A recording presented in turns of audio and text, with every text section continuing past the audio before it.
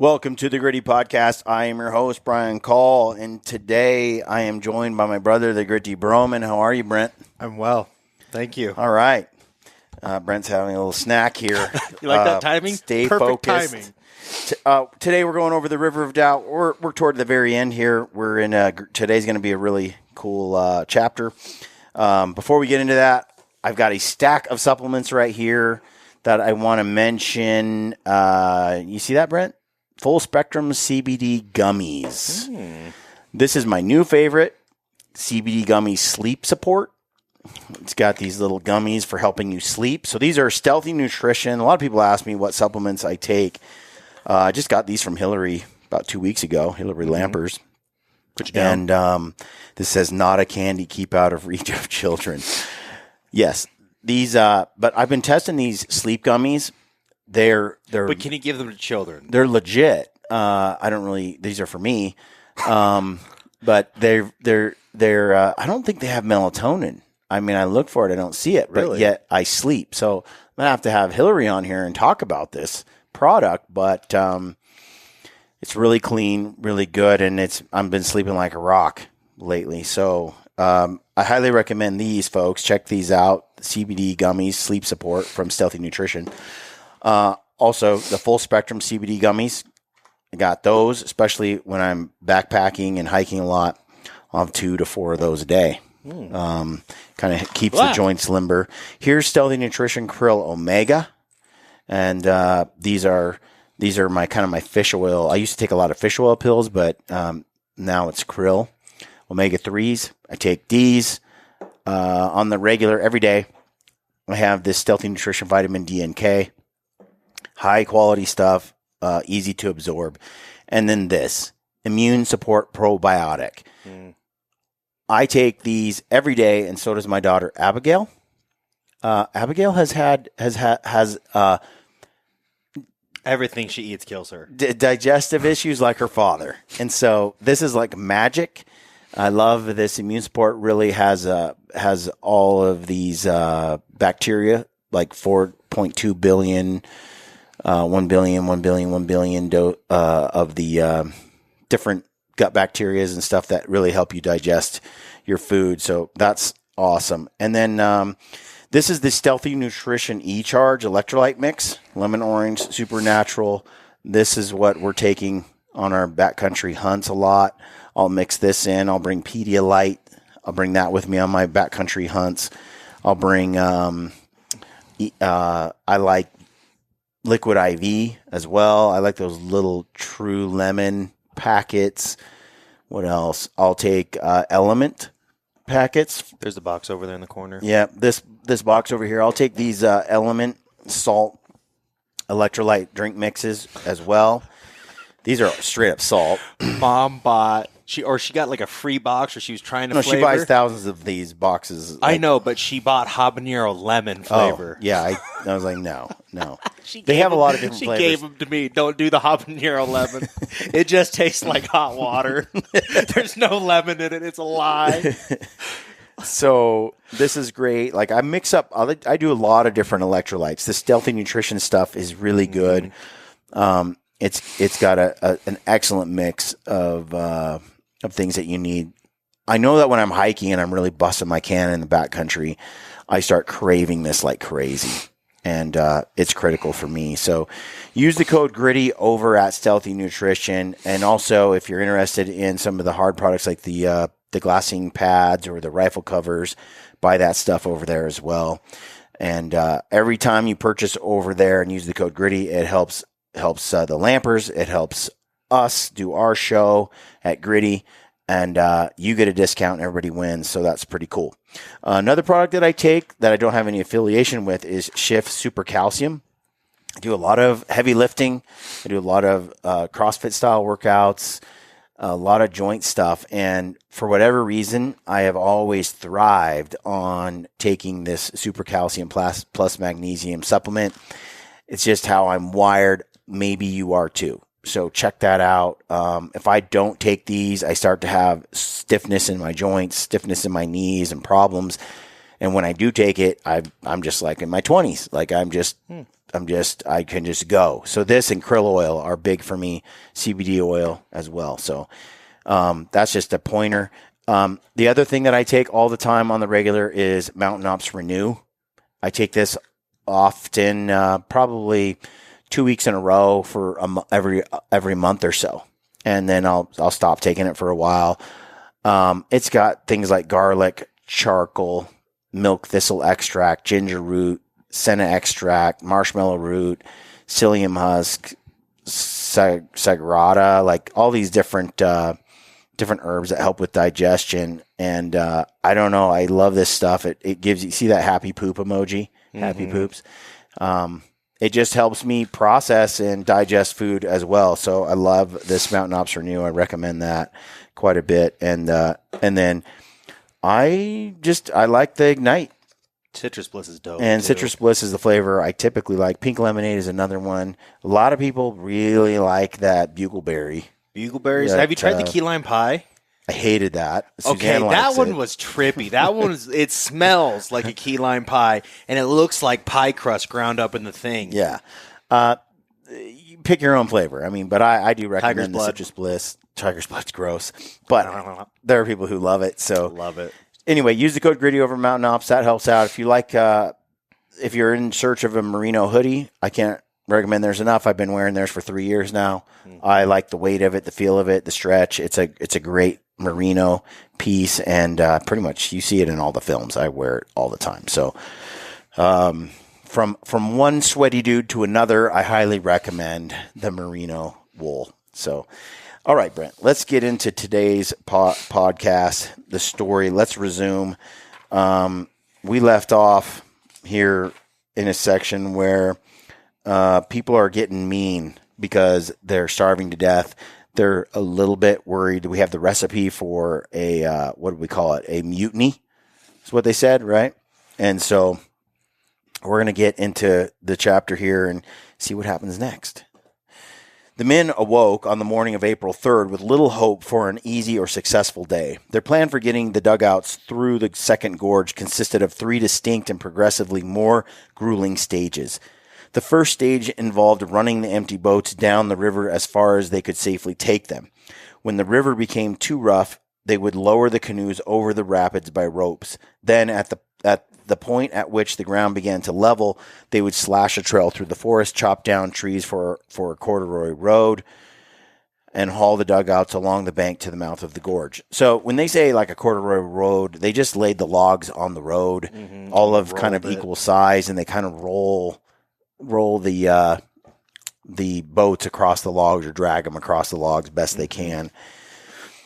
It says, disaster struck almost immediately during the first and easiest stage of the plan, while Antonio Correa, I always say it wrong, and another camarada were steering one of the canoes down the river. They suddenly lost control and found themselves being swept towards the rapids. They desperately grasped at the branches and vines that looped over the bank, but the current was too strong, and the branches simply snapped in their hands. Realizing that they were about to be hurled into the rapids, the two men finally dived into the rushing river and watched as the dugout was, in Cherry's words, whirled out of their hands to be crushed to splinters in the whirlpools and rapids below. Their expedition was left once again with only 4 dugouts, 2 of which they had built themselves. Adding to the men's already overwhelming feeling of isolation and vulnerability, the work of pushing past the rapids obliged them to be scattered from one end of the canyon to the other. While Lyra and his men were at the river's edge cutting away undergrowth so that the canoes could be let down the falls, Rondon had assembled a team to carve a trail along the face of the cliff to the foot of the rapids. The rest of the camaradas, under Paichon's direction, were carrying the baggage to an intermediate station above the falls, where Kermit and Cherry were waiting to assemble the supplies.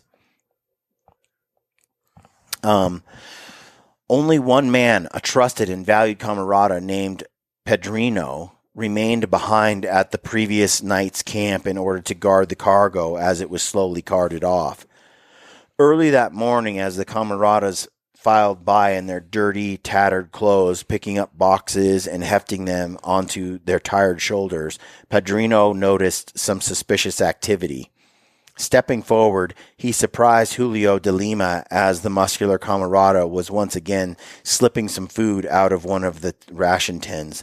This time he was taking dried meat, a particularly rare and treasured commodity, and Padrino immediately reported the theft to Pachon.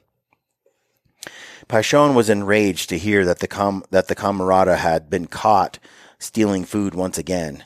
As serious as theft was, however, there were few available options for punishment beyond a harsh rebuke. They had too much work to do to sacrifice one of the expedition's healthiest men to any sort of imprisonment.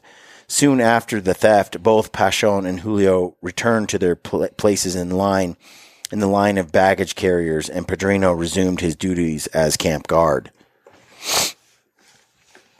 What do you think, Brent? Someone's going to get dead.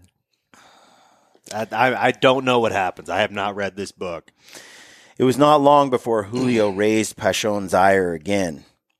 As the other men hauled their heavy loads up the steep hillside, Pachon reprimanded Julio for not pulling his weight. At the intermediate station, Kermit and Cherry were waiting with the ailing Roosevelt, and all three men were attempting to distract themselves by reading when Julio appeared, groaning under the weight of his load and muttering to himself as he shuffled forward. When he heard Julio approach, Cherry looked up and joked to Roosevelt and Kermit. One would know who that was by the groans. The two Roosevelts both gave a short laugh of acknowledgement and returned to their books. After Julio had set down his cargo, Cherry happened to look up and see the camarada walk over to a group of rifles, which were leaning against a tree, and pick up a carbine. The camaradas often carried rifles with them in case they saw game, so Cherry did not give much thought to Julio's action other than to remark to Kermit and Roosevelt that Julio must have seen a monkey or bird near the trail. Only a few minutes after Julio had disappeared, the three Americans heard the unmistakable crack of the carbine going off. "I wonder what he has shot at," Roosevelt said, rousing himself from illness. He, Kermit, and Cherry began to speculate, hoping that if Julio's shot had found its mark, whatever he hit would be fit for dinner. No sooner had they started savoring the prospect of a good meal, however, than they saw three camaradas running toward them up the trail. The men's voices reached them in a breathless panic. "Julio matou Pachon," they shouted in Portuguese. "Julio has killed Pachon." Oh, dang. I thought they were going to kill Julio. I thought someone was going to off him.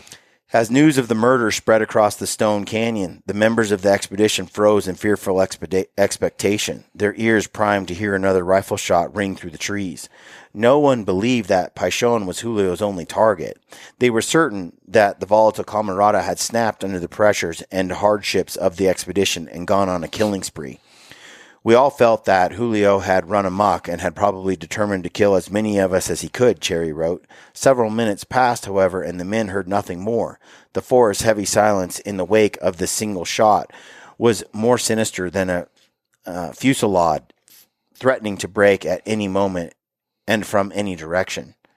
At the intermediate station, the Americans realized that the silence might mean that Julio was making his way back to the last camp and his next victim, Padrino, the guard who had caught Julio stealing food earlier in the day and was not only unaware of the murder, but also alone and unarmed.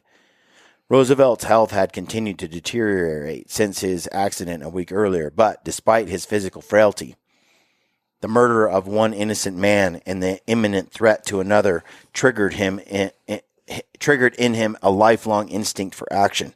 To Kermit and Cherry's dismay, Roosevelt suddenly pulled himself to his feet and lunged for the same group of rifles from which Julio had taken his murder weapon just minutes earlier.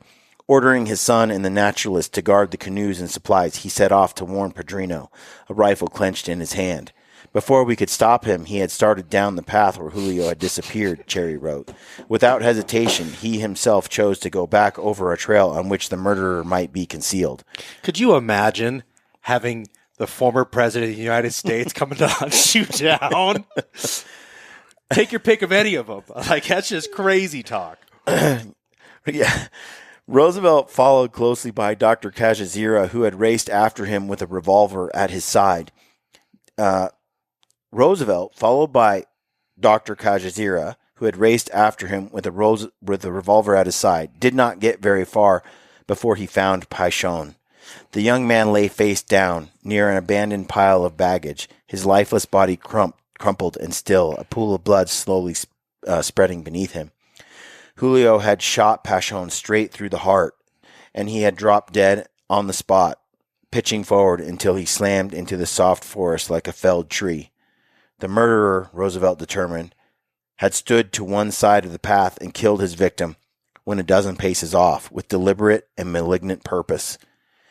Now that he had seen with his own eyes what Julio was capable of, Roosevelt's concern for Padrino and sense of urgency redoubled. Struggling on with his infected leg, he pushed past Paishon's body and continued to make his way to the last camp, searching for any signs of Julio.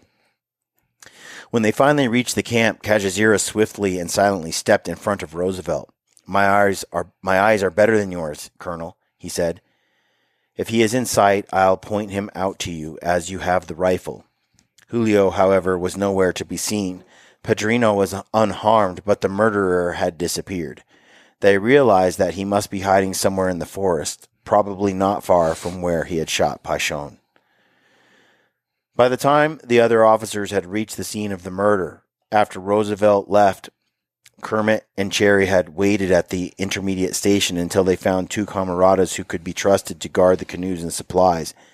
It had taken Lyra and Rondon nearly half an hour to get word of Paishon's death and to make their way back to the muddy stretch of trail between the station and the last camp.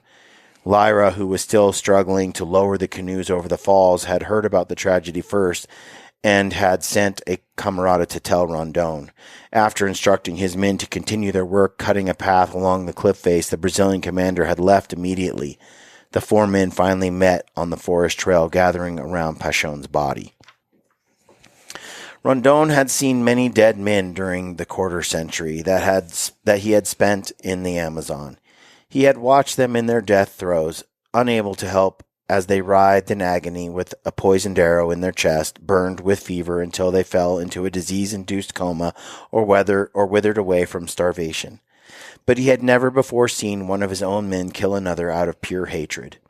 When he looked down at Paishon, he saw senseless death, a wasted life, a sacrifice that had gained nothing for the Telegraph Commission's greater mission, or even for this single expedition. The murder sparked a deep-seated outrage in Rondon. Despite his great discipline, the Brazilian colonel was, Kermit would later write in his diary, in a blind rage to kill Julio. As Rondon would later describe the strange events of that day, however, it was his hot-blooded American co-commander, not he, who demanded an eye for an eye. After finding Paishon, the four officers walked back to camp looking for Roosevelt.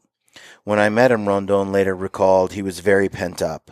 Julio has to be tracked, arrested, and killed, Roosevelt barked when he saw Rondon. In Brazil, that is impossible, Rondon answered. When someone commits a crime, he is tried, not murdered. Roosevelt was not convinced. He who kills must die, he said. That's the way it is in my country. If they found Julio, Rondon argued, they should apply the laws of the Brazilian government, not wilderness justice. Rondon believed his faithful friend and soldier, Amilcar, would later explain that the evildoer should be taken in and fed, demanding that he would work in return for the food he was entitled to, although he would still be a prisoner. He would still be a prisoner awaiting contact with the civilized world in order to eventually be duly tried. Ever the pragmatist, however, Roosevelt thought that it would be folly to subject themselves to a dangerous man and to ask their camaradas to share their scarce rations with a thief and a murderer. Yeah, you know what? I'm in Theodore's though. You know, there's not many times I've picked myself up and I'm like, I'm with Rondon. You see that theme, right? Like, I'm always on Theodore Roosevelt. Every time. Yeah. Rondon's different, man. We would have trouble. I'd have trouble getting along. I would struggle with him for sure. He reminds me of, like, some priest in South America, really trying hard to live by his convictions and do what he feels is right.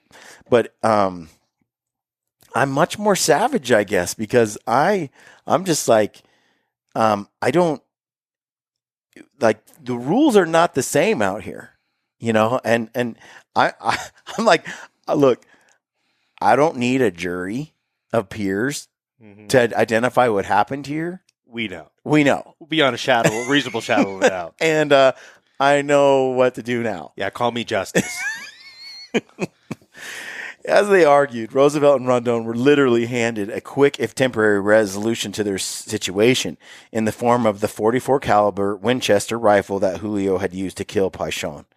Although Rondon had doubted that Julio could be found in the tangle of trees and vines that flanked the trail, he had sent two men, Antonio Correa and Antonio Peresi, to search for him. The two camaradas found the spot at which Julio had fled into the jungle and quickly disappeared from sight.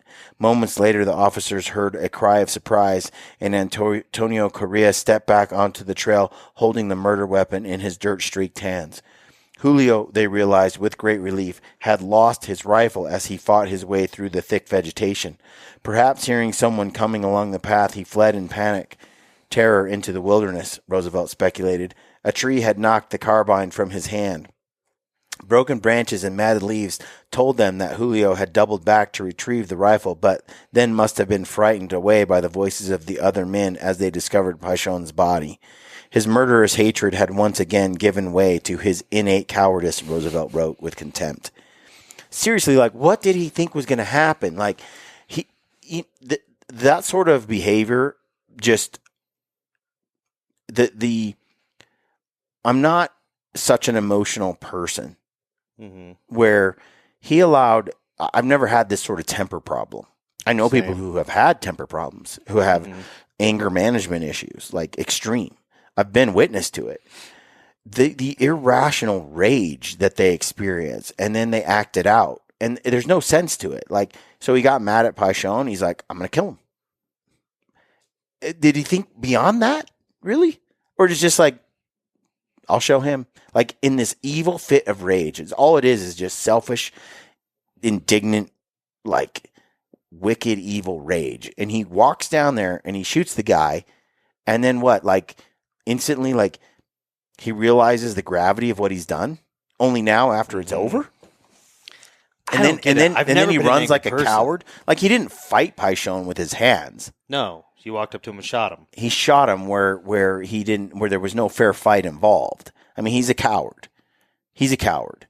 And then he ran off into the woods, loses the gun, and then hides and stays They never said he was smart. That was never in the anywhere. They're this guy's pretty bang up. Yeah.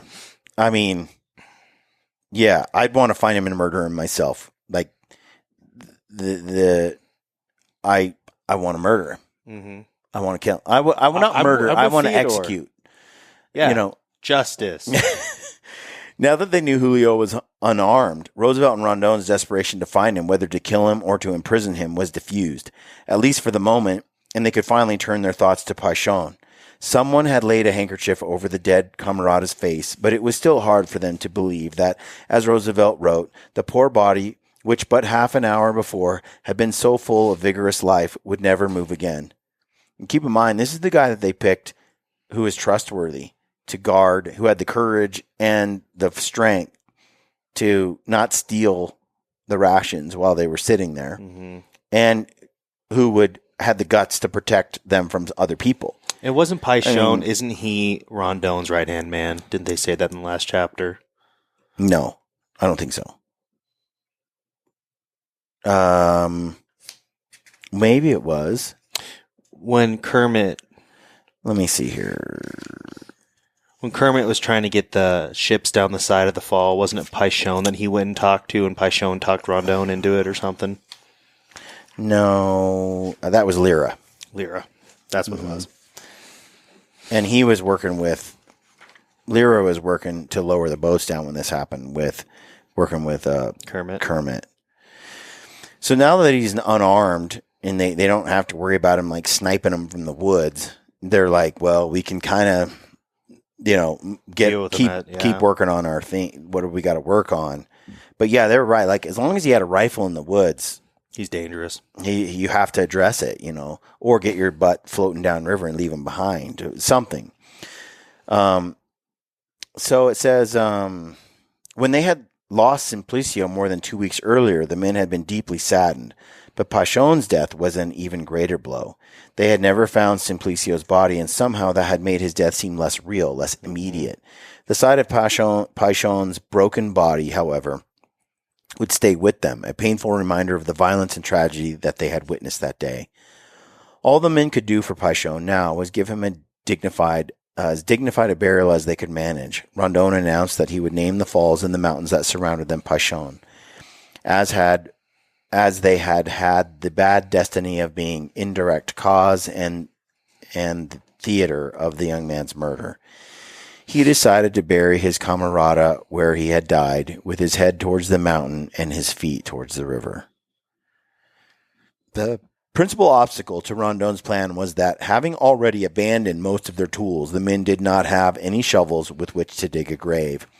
While the officers stood watching, their hats removed, the camaradas used knives, axes, and their own hands to claw back the wet earth. When they finished, Roosevelt and Rondon reverently and carefully picked up Pachon's shoulders, while Lyra, Kermit, Cherry, and Dr. Cajazero supported his back and legs. Together they laid the blood-soaked body, into its shallow grave, heaped a low mound over it, placed the rude cross at the head, and fired a volley in Pachon's honor. Then we left him forever, Roosevelt wrote, under the great trees beside the lonely river. Dang. Yeah. So, what's your prediction, Brent? What happens with Julio? I got 3 predictions. He's either going to come crawling back asking for mercy, he's going to get left behind, or someone's going to shoot his ass. All right. I mean, I suppose those are all 3. I mean, what happens if he comes back asking for mercy? Then option number 3 should ensue.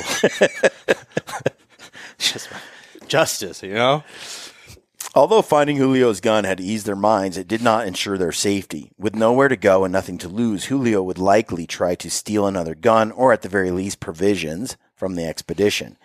If he was still feeling angry and vindictive, he could damage their dugout canoes, or even try to kill them by pushing boulders over the cliff's edge while they were working on or near the river. Until they passed these rapids, moreover, the men would still be scattered across the gorge. In an effort to protect themselves and their cargo and canoes, they posted guards wherever they could. One man was stationed at each of the 2 camps, and another was assigned to follow the camaradas as they completed the baggage carry. Cherry himself guarded Lyra, Kermit, and their men as they lowered the rest of the canoes over the falls. Despite a determined struggle, the men were able to move only part of their baggage and 2 of their 4 canoes to the bottom of the falls before darkness fell. Remember, there's 2 less people they have to feed and 2 less people that have to go down the river now. Well, that's good, because they got 2 less boats. Since the numbers are starting to just even out. Since they could not risk losing any of their dugouts or even the smallest box of provisions, they would have to divide the party overnight, the first time they had to do so since their expedition began. So some slept downriver, some slept upriver. That night, as they helped Roosevelt struggle to reach the new camp, the men were struck anew by how sick he was. With the excitement and outrage of the murder circulating in his veins, the former president's urgent determination to take action had temporarily prevailed over the effects of his illness. As his chest heaved with each step up the side of the gorge to the new camp, however, it was painfully apparent to them all that he had lost the vitality that had awed them at the outset of their overland journey not even 3 months earlier. At 5:30 p.m., Roosevelt made it back to camp, breathing heavily. The violent exercise was too excessive for his state of health, and it made him suffer very much. Roosevelt's heart worried them now as much as his infected leg. For the past few days, the man who had torn through the backwoods he could find from Oyster Bay to Maine, Washington, D.C., blah, blah, blah, a few days earlier, so Cherry writes, about his severe decline. As he and I went down the trail to our camp at the foot of the rapids, his heart was so affected that frequently he had to sit down and rest. He was evidently in great pain because 3 or 4 times he threw himself on the ground and begged me to go on. Kermit was acutely aware of his father's serious condition, writing in his diary the day before the murder that he worried about father's heart. His concern was rivaled by Cherry's. The respect the naturalist had long held for Roosevelt had deepened over the past few months into a brotherly affection, and he was as determined to bring him out of the Amazon alive as he was to get himself out. But with each passing day, the goal seemed increasingly unreachable. There were a good many days, a good many mornings when I looked at Colonel Roosevelt and said to myself, he won't be with us tonight. And I would say the same thing in the evening, he can't possibly live until morning. It was Roosevelt's earlier, although aborted decision to take his own life as much as his rapidly deteriorating health that kept Cherry awake at night. Cherry had already lived through a friend's suicide, and he would never forget it or his role in it. While on an early expedition, one of his campmates had approached him looking pale and drawn, but the naturalist recalled, with the fire of decision burning in his eyes, "Cherry, lend me your revolver," the man had said. "What are you going to do with it?" Cherry had asked. The answer had been quick and blunt. "Shoot myself." I thought, is he desperate? Cherry later wrote, hysterical, ill, temporarily demented? I talked with him for a few moments, not going into details, but probing the soundness of his state of mind. Then I took the gun from its holster and handed it over. He killed himself that day. How do you feel about that, Brent? That's crazy. I mean, what do you do when someone comes to you and says they want to shoot themselves? You don't let them do it. Mm-hmm. I mean, they'll probably kill themselves some way or another, but I'm not going to help you. Yeah. I'm not going to help you. I'm not going to enable it. I feel like suicide is a like if you know you're going to die no matter what, like Roosevelt when he's like, I can't make it out, or I'm at too much of a risk for the rest of the party, or you have some fatal illness. I still am loath to the idea of ending anything prematurely.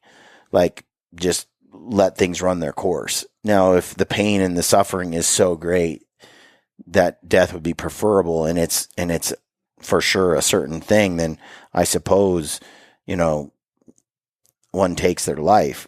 But I just look at suicide as the coward's way out. Call me harsh or whatever, but cold, but I just feel like, just on that principle alone, I wouldn't do it. Mm-hmm. I just because I feel that it's weak. So when someone comes to you and says, "Give me your gun," I'm done. I'm like, no, get your own damn gun. Like, I'm not going to help you do this thing for which I find disdainful. I don't see it as courageous and bold, like some people glorify. They lived their life and took control and did it on their own, and I'm like, they're cowards. That all I think is suicide is the coward's way out. Like, pick up your cross and live the best life that you can, and you don't quit. So he says, Kermit and Cherry were not the only members of the expedition to worry about Roosevelt. Dr. Kajazira, although he had his hands full administering prophylactics and treating all of the expedition's 19 men, including himself, for a wide variety of ailments, he had begun to spend most of his days and nights hovering over Roosevelt. So closely did he watch Roosevelt that in his official report he dedicated an entire chapter to Roosevelt's health status.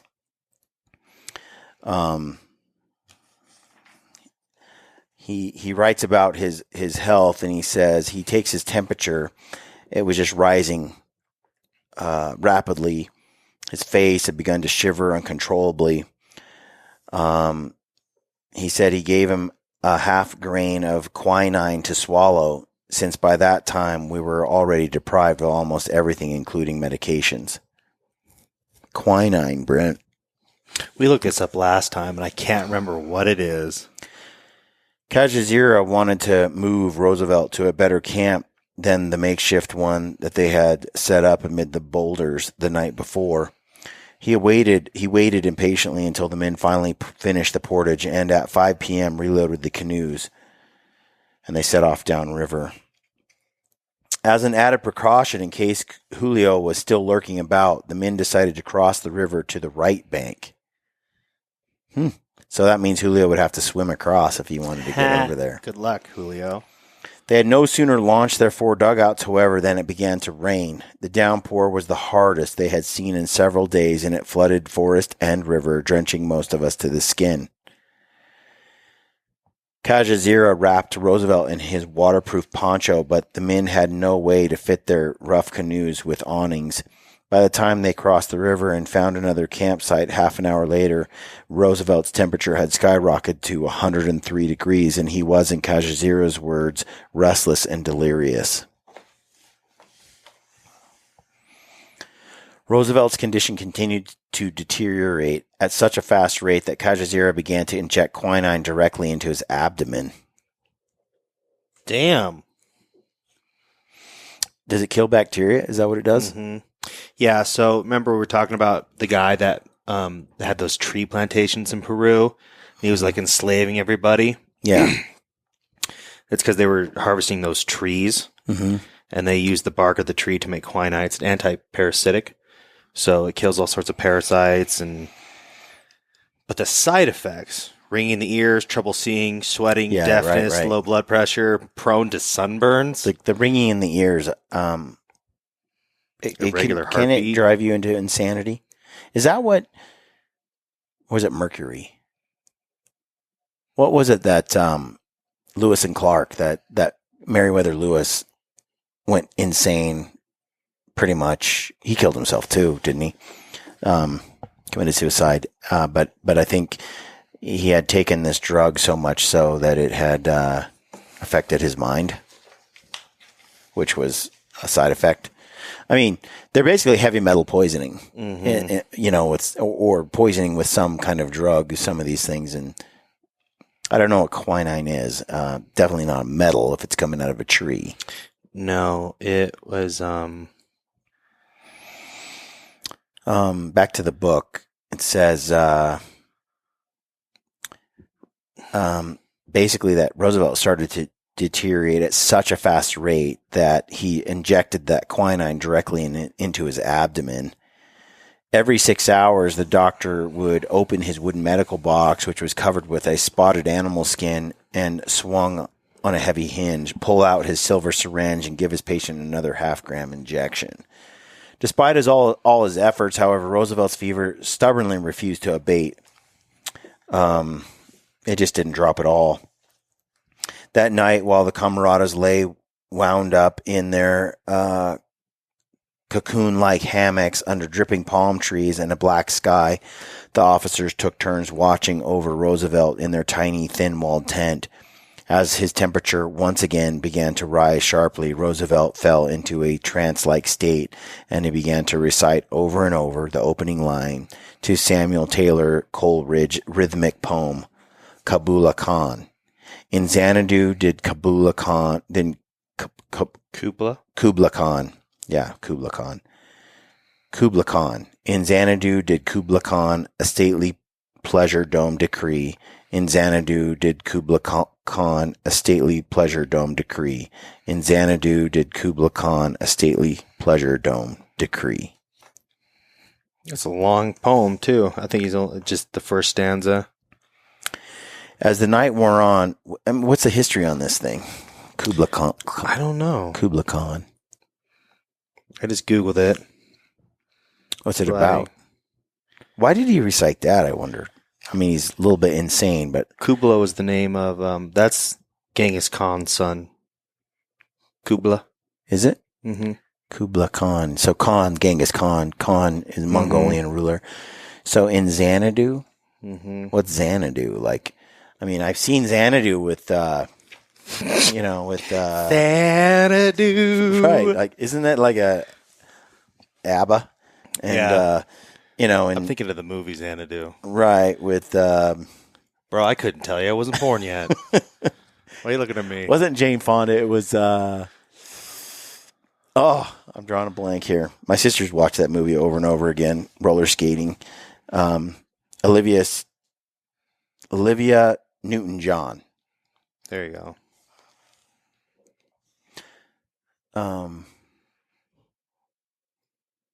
So it was a relatively new poem, wasn't it? No, 1798. Nah, I was going to say not quite. It said it was written right after the French Revolution, or the guy was active, the guy who wrote it, Samuel Taylor So it's a little Coleridge. more than 100 years old when he's reciting it here. So, 1819. Yeah. Well, not that. Yeah, right about there. So it says that... published in 1816, this poem. I think we're in 1910. Is that where we're at? Or 19... Anyway. All right. Hold on. The poem was composed one night by Samuel Taylor Coleridge after he experienced an opium-influenced dream after reading a work describing Chengdu, the summer capital found blah, blah, blah, blah. Upon waking, he set about writing lines of poetry that came to him from the dream until he was interrupted by a person from Porlock. I don't know what that is. Wow. Fever dream. Okay, so folks, he's reciting that in the night. As the night wore on, Roosevelt slipped in and out of consciousness. One moment he was looking directly at Kermit and asking him if he thought that Cherry had eaten enough to keep going, and the next he had forgotten his son's presence entirely and was feverishly murmuring to himself, "I can't work now, so I don't need much food, but he and Cherry have worked all day with the canoes. They must have part of mine." While Kermit tried to calm and reassure his father, he felt a soft tap on his shoulder and turned to find Kajazira, who pulled himself out of a deep sleep to relieve the young man. At about 2 a.m., Rondon, in turn, relieved Kajazira, taking his place next to Roosevelt's sagging cot. Although still determined to fight to the last for Kermit's sake, Roosevelt, in his few lucid moments that night, realized that he was so sick he might not be able to keep the promise he had made to himself and his son. He wanted one thing from Rondon now, reassurance that if he fell into a coma, his co-commander would do the right thing and keep going. Glassy-eyed and bathed in sweat, Roosevelt turned to Rondon and said, "The expedition must not stop. Go and leave me here." Be like this again? It wasn't until the sun had begun to wash over the treetops, turning them from black to gold to green, that Roosevelt's fever finally broke. Huzzah! The men's relief was heavy and universal, but not complete. Roosevelt had come so close to death that night that no one was willing to take any chances with his health. Rondon immediately ordered that the camaradas ordered them to prepare to find yet another new campsite. They had run into more rapids at the end of the previous day and would probably spend most of this day trying to get around them. But Rondon pronounced last night's camp too wet and muddy for Roosevelt and insisted that they move on. As it turned out, the best spot they found for a new campsite required a walk of a half a mile. Although he was much improved from the night before, Roosevelt was still very weak and his fever hovered around 101 degrees. Damn. Kajazira planned to... That's the fever broke. It's 101. Kajazira planned to have some of the camaradas carry him to the next camp on his cot, but Roosevelt refused to be carted through the forest like a king or an invalid. As soon as sounds like my dad. Walking, damn it. It sounds like our dad. Like, hey, dummy, lay your ass down before you die. As soon as Colonel Roosevelt learned of our decision, he opposed it strongly, finally stating that he did not want to become a heavy burden on the expedition. Okay. Let's see. So they moved their camp. Kermit struggles with the emotions of his father being sick. He was suffering from a renewed attack of malaria, but he refused to admit how sick he was. He wrote, though, he was having a fever in his diary, but not very bad. So determined was Kermit to soldier on that he did not allow himself a moment of rest. He spent the morning helping the camaradas get the dugouts through the rapids. Later, when Antonio Paresi rushed into camp shouting excitedly that there were monkeys nearby, Kermit and Cherry were the first to grab the rifles and race after him. They quickly spotted the animals, large, woolly monkeys that were swinging through the treetops with surprising speed, Cherry wrote. Notwithstanding the monkeys' distance and agility, however, together Cherry and Kermit were able to bring down 3 of them. Huzzah. Kermit also caught a side-necked turtle, which has an unusually long neck that folds sideways under its shell rather than pulling straight back. And he brought it back to camp for Franca to boil into soup. I want people to be able to go through my search history and to see the weird crap I end up having to look up. Side-necked turtle. The Amazon's just full of freaks. What the? Huh. Just got a cockeyed neck? So it just folds in sideways under the shell instead of withdrawing into the shell. I mean, it's just like you'd think of it. But how weird. Dumb. Like, why did evolution choose this? I have a hinge neck. Kill me. Look at that. You can see how it just tucks in there and then comes back out. I would have no problem eating that thing and just ending in suffering. Because but don't you think the side of it would be exposed? They're still alive. They're still alive somehow. Seems like it's better to pull your head in and have a mouth to defend an attacker than to bend it sideways and leave the whole side of your neck exposed. I think that's what happens. The head is still pointing forward. Yeah, but the whole side of the neck is still accessible through that crack. It just must not have the right kind of predator to be able to get at the neck. This turtle just makes me angry. Look at that. Yeah, dumb design. I mean, that's a shortcut, right? Like the proper way would be it to be able to slide back in. There's one in Africa. Yeah. So apparently it looks less dumb. Huh. Okay. I don't know. Side-necked turtle. So anyway, they get some questions for God when I get up there. They get some. All right.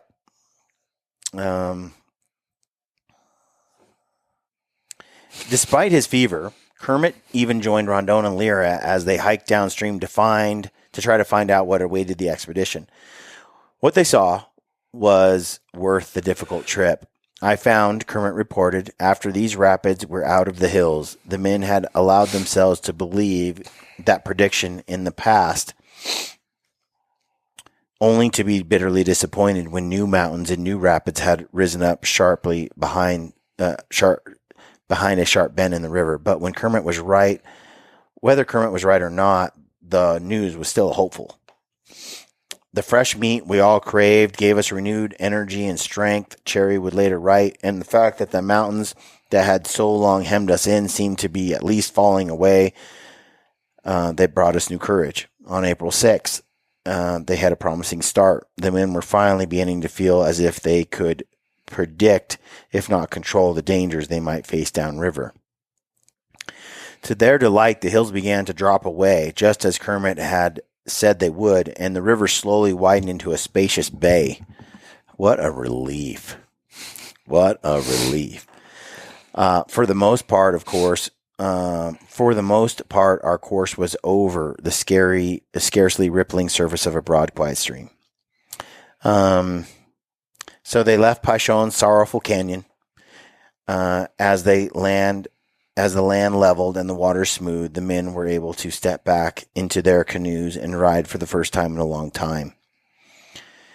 So they took measurements and they were surveying the river, cleaning their instruments, taking measurements, and making notes on the river's gently winding course. As they bent over the work, the two men were startled by a man's voice calling to them from the left bank. Oh. The cry, "Signor Colonel," hung heavy with desperation in the thick, wet air. Rondon looked up to find a dark figure clinging to a broad tree branch that leaned far out over the river. After a moment of startled confusion, he finally recognized the powerful physique. It was Julio. Leave him. Leave him. Leave him. Leave him. I'm done. No more second chances. What's the moral choice here, Brent? I mean, I didn't he's hear saying, nothing. Colonel. I didn't see nothing. I'm paddling. It's smooth sailing from here on out. Yeah, I'm sitting here thinking, yeah, as he paddles out the river, are you really going to pick up a murderer? You know, like I'd be like, I don't speak Portuguese. I don't know what he's saying. if I was Roosevelt, would swing over and put a bullet in him as he rode. He gets closer. I might shoot him. It'd be tempting. Yeah, even Rondon was shocked by how pathetic Julio looked, crouching in the gnarled tree like a frightened animal, imploring for mercy and asking us to receive him on board. 3 nights alone in the jungle would have taken their toll on any of the men, but they had been especially excruciating for Julio. By now, the members of the expedition knew that, second only to wrath, fear was the muscular young Brazilian's most powerful emotion. That is, I'm not hearing fear and anger. Those are the 2 things. I've met a dog like that. Where's that dog now, Brian? Bullet. He took a bullet. He was, Roosevelt wrote, an errant craven at heart, a strange mixture of ferocity and cowardice. You know, his personality sounding a lot like a chihuahua. Just full of fear and An spite. errant craven at heart, a strange mixture of ferocity and cowardice. If Julio had expected Rondon to brim with compassion and mercy at the sight of him, he did not know his commander. It is not possible for me to stop the canoe now and to interrupt the survey, he called coldly to the desperate man. Besides, it is best to wait for Mr. Roosevelt. Having said all that he had to say, Rondon returned his attention to his survey charts, and Julio watched in horror as the river swiftly carried his commander's canoe downstream.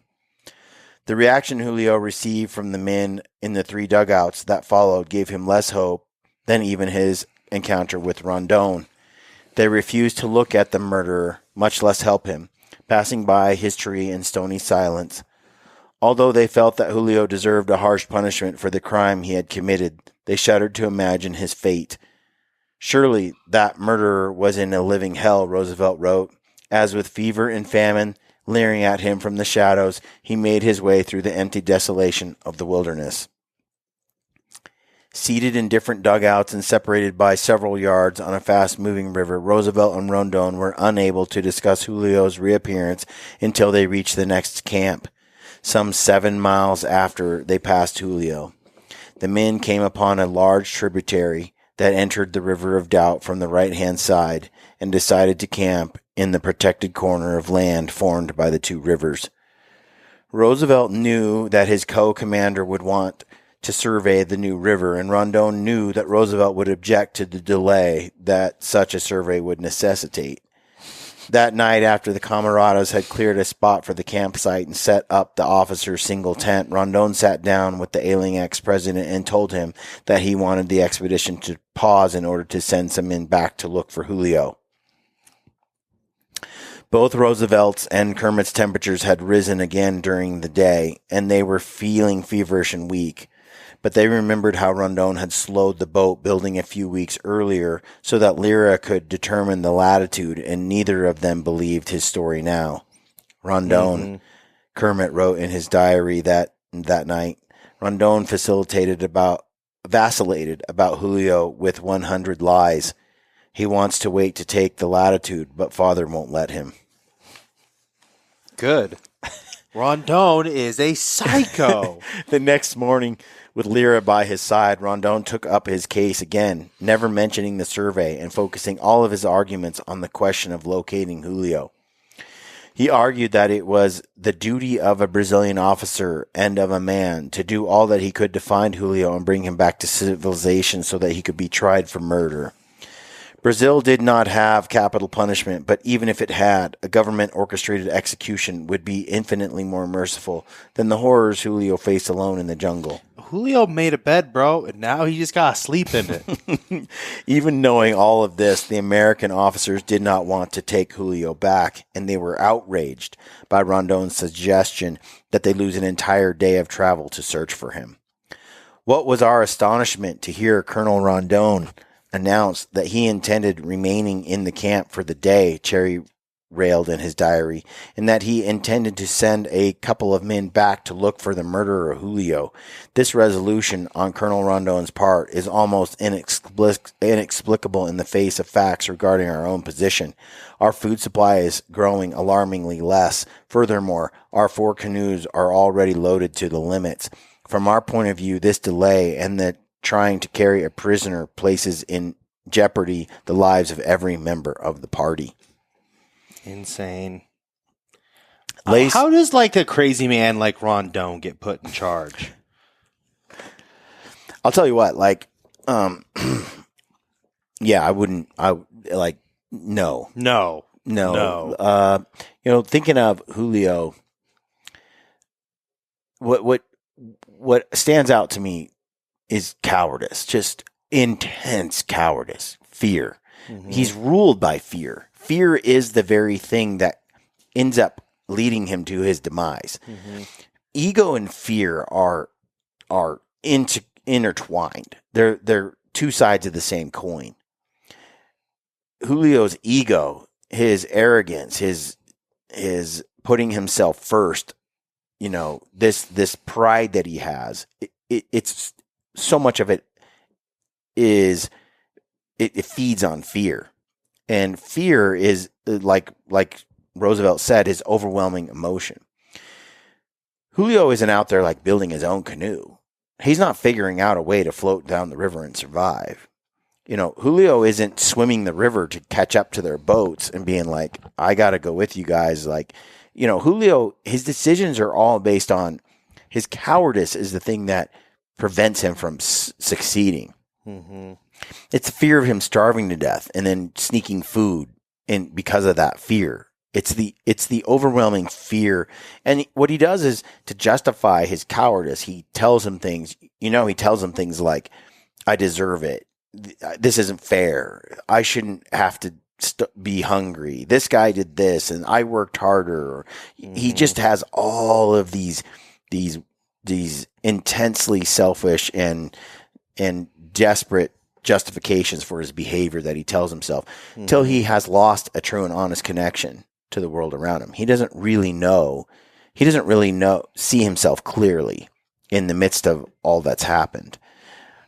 You in some ways I feel pity for him. He's such a coward. He's such a pathetic person. Mm-hmm. And this is not something that you can unpack. This is a lifetime of a man living a certain way with a certain attitude that has brought him to this point. Didn't have to be like this. Mm-mm. Like, had he just sucked it up and just worked and just contributed and been a brother in arms with these guys, he'd be on the boat floating his way out just fine. He'd be doing fine. But he allowed his ego and his pride to be his downfall. And the last thing I'm going to do with someone like that is allow them back into my presence to hurt me. He's murdered somebody. No, I'm not. Anger, I'm not allowing this person over a slap on the wrist. He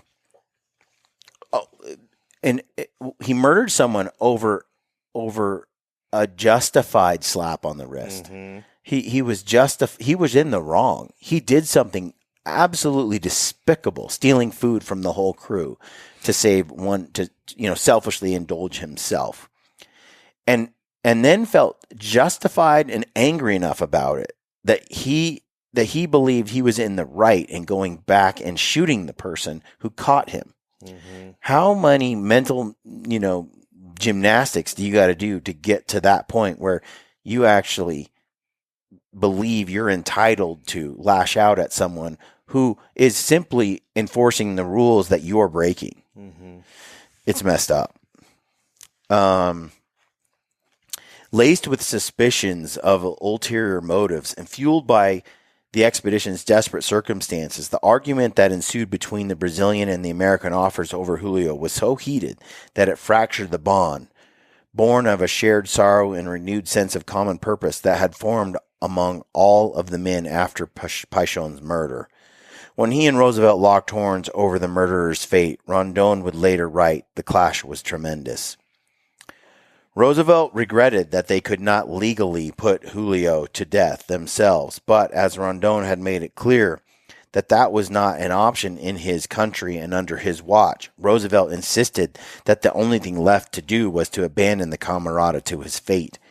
If we brought the murderer in, he would have to be guarded night and day on an expedition where there were always loaded firearms about and where there would continually be opportunity and temptation for him to make an effort to seize food and a weapon and escape, perhaps murdering some other good man, he argued. Whether the murderer lived or died in the wilderness was of no moment compared with the duty of doing everything to secure the safety of the rest of the party. The idea of wasting any more time, energy, or provision searching for a murderer seemed almost criminal to Roosevelt. Finally, boiling with anger, frustration, and fever, he shouted at Rondon, "The expedition is endangered." However, Roosevelt knew that this was not his decision to make. He, Colonel Rondon, was a superior officer of both the murderer and of all the other enlisted men, and army officers on the expedition, and in return was responsible for his actions to his own governmental superiors and to the laws of Brazil, Roosevelt wrote. In view of this responsibility, he must act as his sense of duty bade him. As soon as his co-commander stepped aside, Rondon ordered two camaradas, Antonio Peresi and Luis Correa, to hike back up the river and look for Julio. As the Americans had bitterly predicted, Rondon and Lyra spent that day, April 7, surveying the new tributary and determining the latitude of the Rio Roosevelt. To take the greatest advantage possible of the stoppage which had been imposed upon us, Rondon would later write, "Lieutenant Lyra and I occupied ourselves with the measurement of the rivers and the necessary astronomical observations for the calculation of the geographical coordinates of our position." When Roosevelt suggested that they also use the time to hike ahead to see what the expedition would face downriver, Rondon dismissed the idea as an unnecessary effort. Cherry, who had become deeply frustrated with his Brazilian commander, an emotion expressed almost nightly in his diary, was once again outraged. Today, Colonel Rondon did not even think it necessary to explore ahead the rapids, whose roar we hear, he wrote in the simple paper and cardboard notebook that he had used as a journal. And only after Colonel Roosevelt had protested was Antonio Correa sent ahead to make an examination. When the Camarada returned later in the day, it was with a grim report. Although they had smooth water and level land and the previous day, traveling 22 miles, the greatest distance the expedition had yet to make in a single day on the River of Doubt, they would face another difficult series of rapids and falls soon after they launched their boats again the next morning. "It may well be that we are up against, again, good and hard," Cherry wrote in his diary. Up against it again. However, as well as bringing bad news back with him, Antonio Correa also returned with dinner, a particularly large Amazonian... What, Brent? What do you think they got? A large Amazonian... something. It's called a parara. What is it? Parara? Parara. Parara. Parara. What is it, Brent? It's a fish or a bird would be my guess. It's a catfish. Ooh. The men were thrilled because the beautiful parara was... You're going to have to... Parara. There's an extra rara in there. That's a big-ass catfish. What? Whoa. Is that for real? That can't be. It's a pretty dang big fish. Yeah, that other one was bigger than a human. How big does it get? That looks like that thing looks Let's go to Wikipedia. That thing looks the red-tailed catfish, also known as the parara. I'm not a catfish expert. How big is it get, Brent?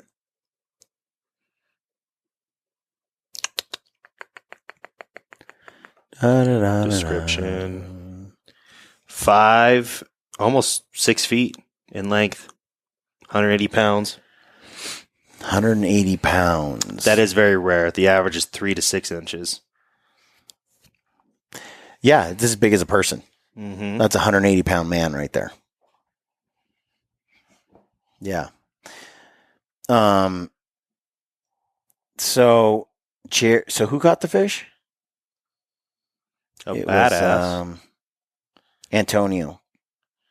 The men were thrilled because the beautiful fish, which flashed a bright orange tail and bore a massive bony head, was not only huge, measuring almost 4 feet, but was, in Cherry's words, a very good flavored fish. Yeah, they have super cool bright red tails, and their spines are like bright red and orange. That's cool. When they began to clean the fish, however, the men were in for a surprise. Slicing open its belly, they found the head and arm of a monkey. There you go. Extras. The Amazon is wicked, dude. So someone's going to eat that damn monkey arm. We Americans were astonished at the idea of a catfish making prey of a monkey, Roosevelt wrote, speculating that the monkey had probably been seized while drinking from the end of a branch, and once engulfed in that yawning cavern, there was no escape. Whew. It's like, they could eat a kid. It's like a horror movie of like Jurassic Park here. Although the catfish was a powerful fish, it is more likely that it had taken advantage of a rare opportunity and devoured an already dead monkey that had fallen into the river than that it had caught the animal alive. The idea of a fish catching its lunch on the banks of the river rather than inside it, however, was not beyond the realm of possibility in the Amazon, as the high-jumping Arowana, or water monkey, proved. The Arowana is that jumping fish, right?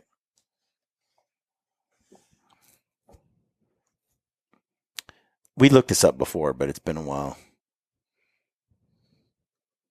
Yeah, that's what I was thinking of. Ugly ass fish. It looks like it's Like it just looks old man. dinosaurish to me, you know. It's a freshwater bony fish. Yeah, you see them at the pet stores and stuff. Tank size. Can live in a 250-gallon tank, Brent.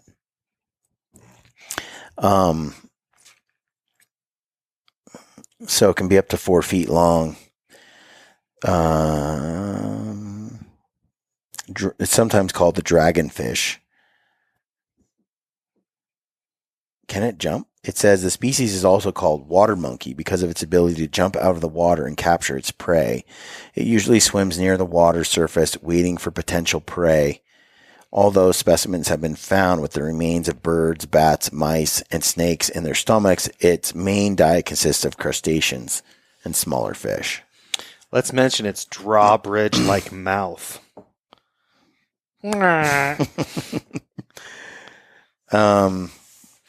For the Brazilians, such fish were fairly common and of little interest compared with another, even larger fish, the pariba. Isn't that the one that meat eater fish for? Mm-hmm. Which they told their American companions preys on men. Okay, Brent, look that one up. The pariba, which has been known to grow to 9... I'm not going to be able to spell that. Right there. It's been known to grow to 9 feet in length and weigh more than 300 pounds. Is a bottom dweller rising up from the murky depths to surprise its prey. Yikes. It looks kind of like a... it looks like a catfish. Yeah. It's got whiskers. It also looks kind of like a sturgeon. Mm. No. Catfish. Shark. Bigger mouth for sure. Kajizira himself had examined a pariba that had been killed by 2 machete-wielding fishermen after they claimed the fish had lunged at them with open mouth and attempted to attack them. He told the men of the expedition that because of its ability to wage a sneak attack, swimmers feared the catfish even more than caimans, which they could usually see and so had a better chance of avoiding. Dude, the Amazon's a terrible Don't place. live there. Don't live. We belong in the Mongolian steppe. with horses and Where you grassy can see fields as far as you can. We belong in open savannas. Rondon agreed with the doctor, adding that in many of the villages he had visited along the banks of the lower Madeira River, the people had gone so far as to build stockades in the water just so they could have a place to bathe and swim without fear of an attack from a Paraiba. It's crazy. Like, I always think when you look at the Nunavut, like the people all the way up north that live in, in igloos and all that kind of stuff, and you look at the people who live in the Amazon jungle, and then I think of places like, I don't know, California, Colorado, Utah, Idaho, like where the weather's fairly decent, but you still have 4 seasons, and it's like, you could live, especially in the modern age, in a lot of places. Why not live in a place that's wonderful? Why not live in paradise? It's just, I don't understand why people live on the East Coast. Sorry, folks. And I don't understand why people live like up north too far or too far south. It ain't worth it, man. There's a perfect spot in between, and that's where we are. For the Brazilians, such fish were fairly common. Okay, I already read that. Night had fallen by the time Antonia Peresi and Luis Correa returned from their search for Julio. Brent, did they find him? Please no. Okay, when they came into camp, they were hungry, but also alone. They had spent the whole day looking for him, calling his name, firing their rifles, building fires, but they never caught sight of him. Liars. They didn't look for him at all. They went 20 feet and were like, we're taking a break today. Dude, I'd leave his ass in the mount. Like, it's clear 100% those two lied. They did not go looking for him. I don't know. They rubbed some dirt on their shirt. I think I definitely would have. I think leaving him there to suffer, dying alone, and living with your decision and letting those natural consequences come to you. You ran away. You murdered someone. Like, I'm like, you deserve that death. Maybe the natives found him. The men concluded that Julio must have decided to try his luck with the Indians who had attacked Rondon and Lobo. It was questionable whether or not he would live to reach the Indian villages, Roosevelt wrote, which were probably his goal. Julio may have been better off trying to survive another night in the jungle alone than turning to the Cinta Larga for help. Like any inhabitant of the rainforest, the Cinta Larga did not coddle the weak or the vulnerable. That's my whole thing, is they're not going to...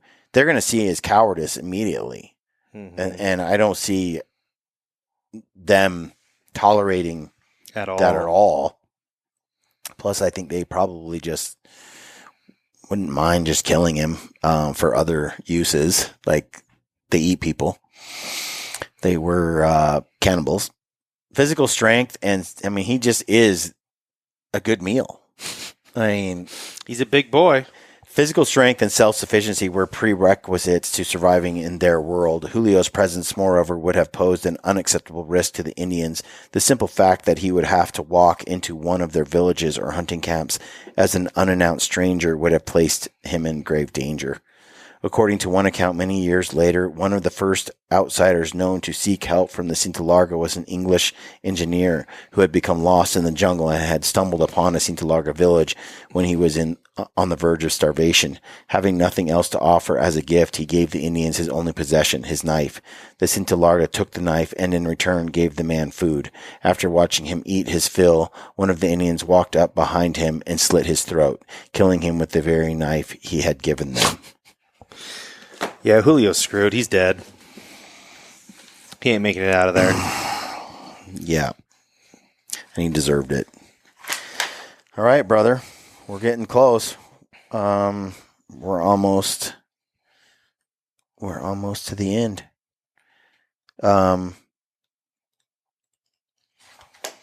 So, what do you think so far? You want to float the river of doubt, Brent? No. I don't even like floating regular nice rivers. I get bored. Yeah. Like, I want to float for like 45 minutes. And by that point, I'm good and toasty, you know? This is crazy. I mean, the whole story is wild, you know. But his fever breaks. They're alive. He's getting down the river. They have another set of rapids, though, and things can get real dicey. So this Julio story is so tragic because they're toward the finish line, and in a moment of just cowardice and weakness, he stuck it out 3 months. Yeah, and 30 days on the actual river, or more than that. So weakness, like lack of care, and then like this whole running to others for help, I find weak. It's like look, sometimes you need people's help, but I feel like there are a lot of people out there who would find a way to survive alone, forge their own boat, make their own path, get their own food, find ways to, but Julio is save me. And if it's not them, then the Indians or someone save him. Like there's no sense of independence or individual dignity, survival ability, strength, courage. Yeah. Pathetic. Anyway. All right. That's it for today's episode. I hope you guys enjoyed it. If you did, make sure you like and subscribe to the channel. If you're on our YouTube channel, really appreciate that. Use the code GRITTY, like we said at the beginning, over at Stealthy Nutrition. Try out those sleep gummies. Those are great. Krill oil, vitamin D and K, probiotics, all that stuff. It's all great. Check them out and use the code GRITTY at Mountain Ops. Thanks for tuning in. Stay gritty.